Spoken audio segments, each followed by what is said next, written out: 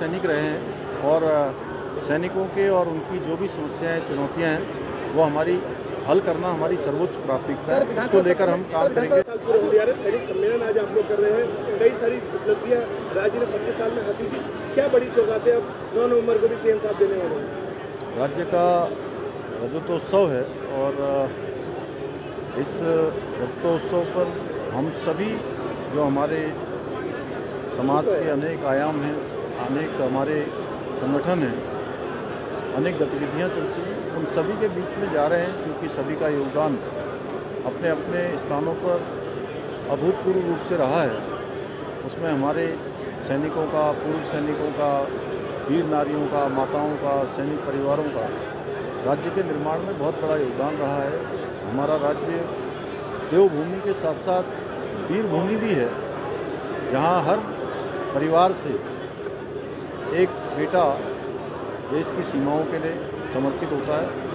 तो ऐसे समय में हम सैनिकों के बीच में भी आए हैं, सैनिकों के परिजनों के लिए, सैनिक परिवारों के लिए, या जो बलिदानी हमारे सैनिकों के परिजन हैं, उनके आश्रित हैं, उनको दी जाने वाली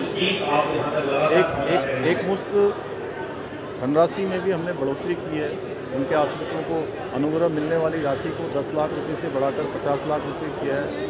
मेंशन और डिस्पैच की धनराशि वार्षिक की और जो एक मुश्त राशि थी उन सभी को हमने बढ़ाया है। स्टाम्प ड्यूटी में 25% की छूट की है।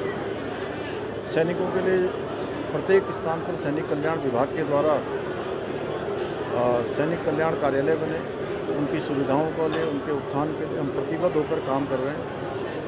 क्योंकि हम सब सैनिक परिवार के लोग भी हैं। आदरणीय मोदी जी के नेतृत्व में पूरे देश के अंदर इस प्रकार से सेना का, सैनिकों का मनोबल बढ़ाया गया है।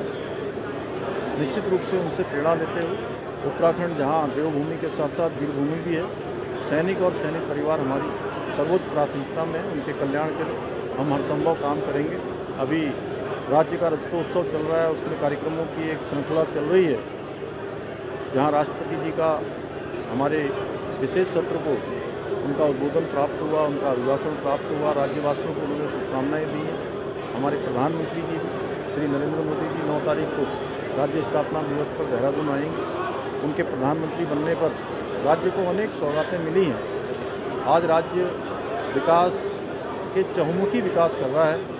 2 लाख करोड़ से भी अधिक की परियोजनाएँ आज राज्य के अंदर गतिमान हैं और प्रधानमंत्री जी का उत्तराखंड आना हमेशा से उत्तराखंड वासियों को उसकी प्रतीक्षा रहती है, क्योंकि हर एक उत्तराखंड का नौजवान, हर एक यहाँ की माता बहन, यहाँ के बड़े बुजुर्ग, उनको सब लोग प्रधानमंत्री मोदी जी को अपना परिवार का सदस्य मानते हैं। और उन्होंने भी प्रधानमंत्री बनने के बाद उत्तराखंड राज्य के विकास में कहीं कोई कोर कसर नहीं छोड़ी है। उत्तराखंड के चप्पे चप्पे को जानते हैं। अभी आपदा आई थी, आपदा में भी प्रधानमंत्री जी ने हमारे राज्य को 1200 करोड़ रुपए की धनराशि तत्काल रूप से स्वीकृत करी थी। हमारे राज्य के अंदर पर्यटन बढ़े, सड़कों की स्थिति अच्छी हो, हवाई कनेक्टिविटी अच्छी हो, स्वास्थ्य सेवाएं अच्छी हो, इंडस्ट्री का क्षेत्र हो। कोई क्षेत्र ऐसा नहीं है जिस क्षेत्र में भारत सरकार ने हमारी सहायता न करी हो, और सहायता ही नहीं, सहायता से आगे बढ़कर सहायता करी है। उसी का परिणाम है कि आज राज्य में हमारे अनेक काम आगे बढ़ रहे हैं। यहाँ पर चाहे मैं पंतनगर हवाई अड्डे के विस्तार की बात करूँ, पंतनगर हवाई अड्डे का विस्तार हो रहा है, देहरादून हवाई अड्डे का विस्तार हो रहा है, एम्स का सैटेलाइट सेंटर किच्छा में बन रहा है। इसके अतिरिक्त अमृतसर कोलकाता कॉरिडोर का इंडस्ट्रियल कॉरिडोर यहाँ बन रहा है। प्रधानमंत्री जी देश के आज़ादी के बाद पहले प्रधानमंत्री हैं जिन्होंने सीमांत क्षेत्र जोलिंगपोंग 17,000 से अधिक की ऊंचाई पर, 17,000 फुट से अधिक की ऊंचाई पर जाने वाले वो देश के पहले प्रधानमंत्री हैं। मुखवा हर्सिल जाने वाले वो देश के पहले प्रधानमंत्री हैं। माड़ा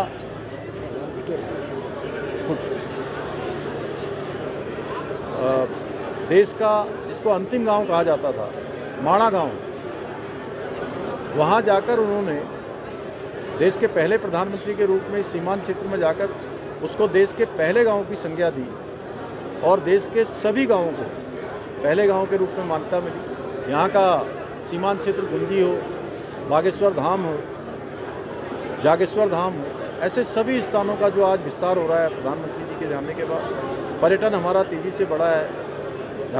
धार्मिक क्षेत्र में लोगों की रुचि बढ़ी है। हमारे धार्मिक स्थानों का चाहे वो केदारखंड हो, मानसखंड हो, दोनों में तेज़ी से विकास हुआ है। रोपवे, चाहे गौरीकुंड केदारनाथ का रोपवे हो, हेमकुंड साहब